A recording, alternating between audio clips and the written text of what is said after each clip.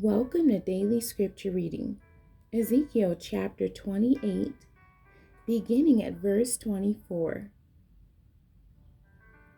The Lord shall gather and restore Israel. I do not own the rights to this music. And there shall be no more a pricking briar unto the house of Israel, nor any grieving thorn of all that are round about them, that despise them. And they shall know that I am the Lord God.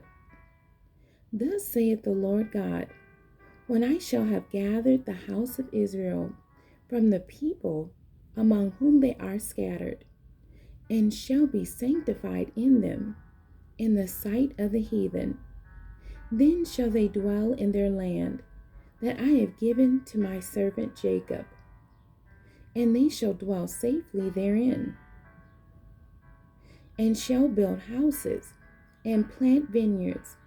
Yea, they shall dwell with confidence when I have executed judgments upon all those that despise them round about them.